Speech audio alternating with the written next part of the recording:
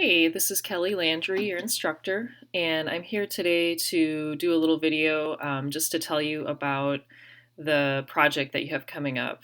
And this is going to be a PowerPoint presentation, and it's going to involve your reading of a chapter from this particular book, The Mental Road to the Major Leagues. I think I emailed you guys early on that this is a book I wrote. My name's on it, but that's my maiden name, along with a sports psychologist, Peter Paring, his name is. It's from 2012, so it's a little bit dated as far as examples of baseball players in here. But actually, the majority of the players I do reference in here were mostly minor league or had gotten to the major leagues just for a short period of time. So um, the players and the situations themselves are less important than the concepts in the book. And I guess what I wanted to do first is just give you a little bit of an intro on this book. And, I want to welcome you to read the entire thing, but you're not required to. You do need to read, as you'll see on Moodle here, I'll show you in a minute, the preface as well as chapter one. Everybody has to read those parts, and we'll do a little forum discussion on that. Then what you're going to do is select a topic, and I'll show you where those topics are listed. And that will give you some guidance as to what chapter you need to read in addition to the preface in chapter one.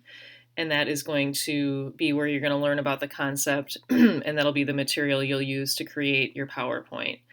But just a little bit about the book, first of all. It's a book that I kind of got the idea from because I had originally written an article for a magazine about sports psychology and baseball.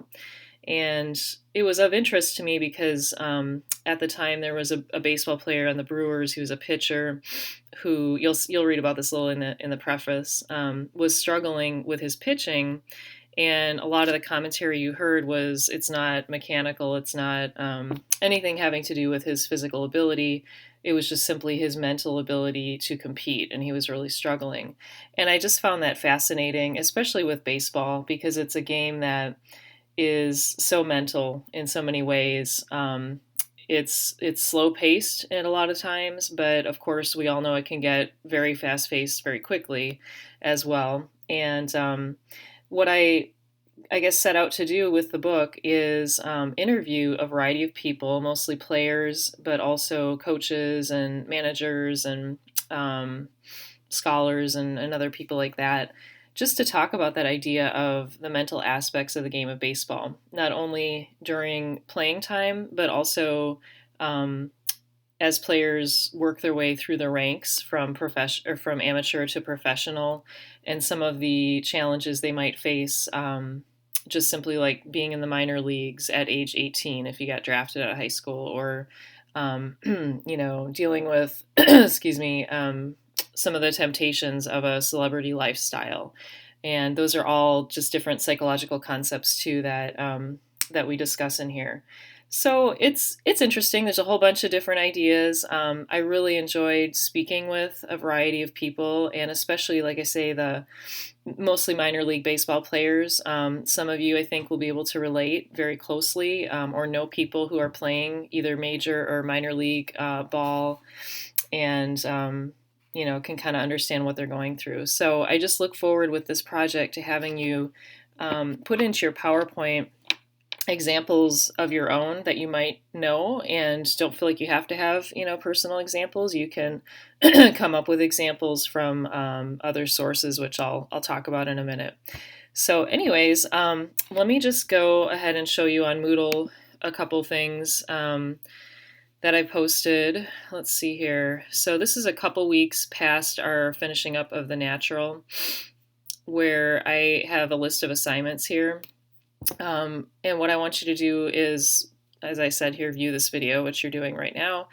I want to show you the guidelines for this project. And then I have a forum that's not a forum for points, but it's just a way for you to select a topic, basically.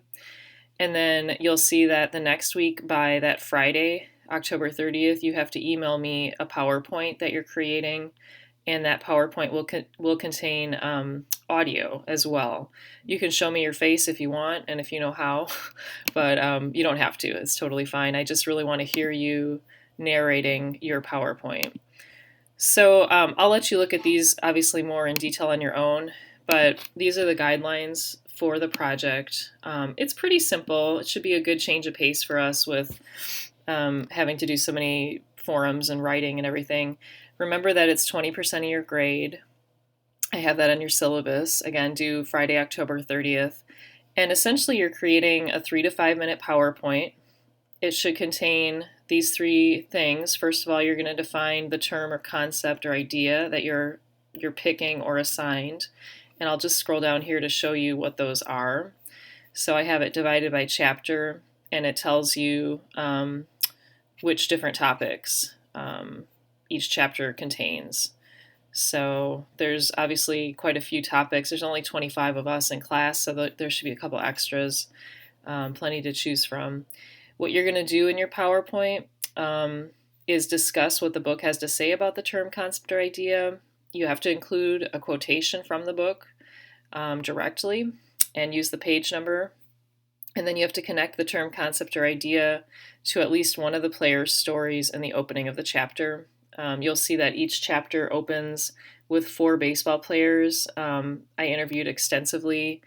A couple of them, all of them are major league, not big name, but had some major league time, and they just kind of narrated their experience of going through the ranks up to Major League Baseball. So you're going to have to connect the concept to one of their stories.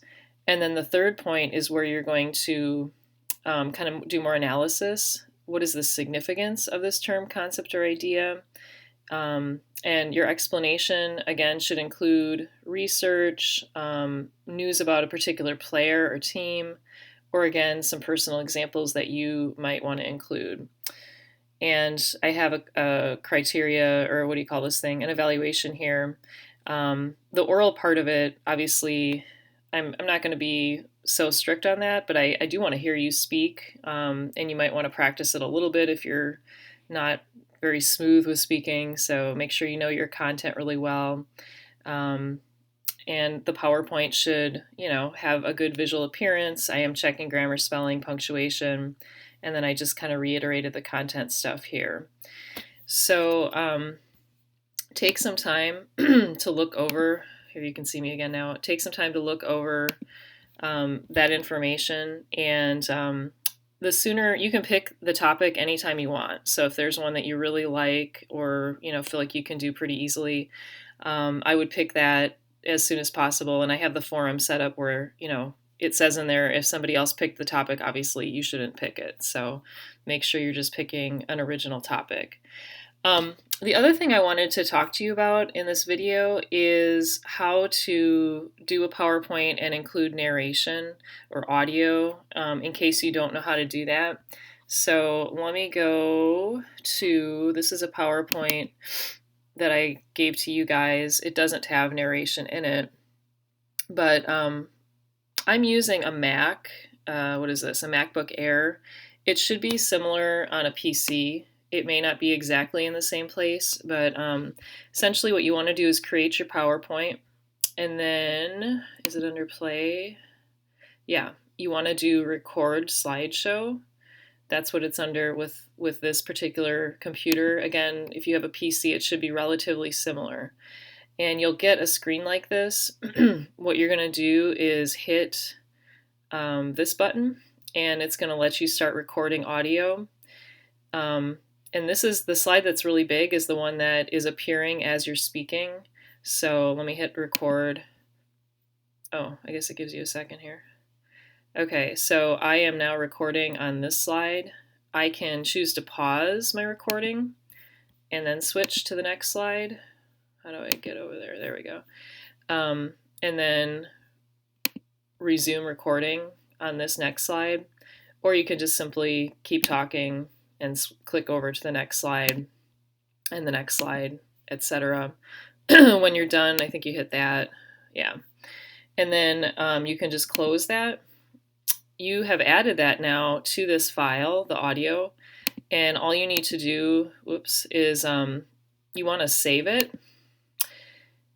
But what you should do, I think you can, okay, I think you can just save it and it'll save it as a video. I do it this way, I can export it to QuickTime, which is again an Apple um, program that allows you, as it says here, slideshow recording. So I'm going to convert it to that and save it, put it on my desktop here. And there it says it's creating a movie. I believe you can do the exact same thing on a PC. It may not be QuickTime that you're using, it might be a different program. So then I'm going to close this, and you'll notice on here, hopefully, let's see if it gives some audio while I'm doing this. Hopefully it did it right. Okay, so I am now recording on this slide. All right, well that was exciting. Okay, so that's how you do it. I'm hoping that that's what you can accomplish. I am not super techy, so if there's an easier way that you can think of, feel free to do whatever is easiest for you. But again, I do want a PowerPoint, and I want you to be speaking in some way and telling me about it. What else was I going to tell you? Oh, and then as far as getting it to me, email it to me. I know PowerPoint files, especially when they're turned into a video file, can be very large, but I did try it and was able to email it to myself, so that should be the easiest way to do it. If you have troubles with that, let me know, because we can do some sharing, I think, with Google Drive. Because with Nichols, we're all attached to Google through our email. But again, I think just the easiest way is for you to email it to me. What I will do then is I will post everybody's presentations on a YouTube channel, and I'll attach that link onto Moodle so that you can see yours and other people's presentations. All right, so I think that was everything I needed to tell you. Again, if you have troubles with any of the technology aspects, don't be that concerned. We'll figure something out. Just communicate with me on that. But this project will be due Friday, October 30th. And as I sent in an email, it should be a little less reading at this point, just, a little more work on the other end of creating a PowerPoint and sending that file off to me. So I hope you enjoy what you do read out of this book. And, again, like I say, it really does deal mostly with sports psychology, which I think is a very interesting field. I think there's a lot of people who are, especially kind of in the athletic realm, maybe hesitant to embrace that. And they're kind of becoming more and more innovative with it at the professional level. I know I don't know currently how it is with Major League Baseball teams, but a lot of them have staffed sports psychologists now. But it's still not this thing that's in the news a whole lot. I think as you read the preface, you'll find there's a misconception about sports psychology that you go to a sports psychologist because you have problems, but really, you could go to one for that reason, but a lot of the times you go to a sports psychologist to improve your game. It's not because there's a problem with you. It's just you want another strategy, another tool to help you get better. So that's it for now. But yeah, just send me any emails if you have questions, and we'll talk then. Take care.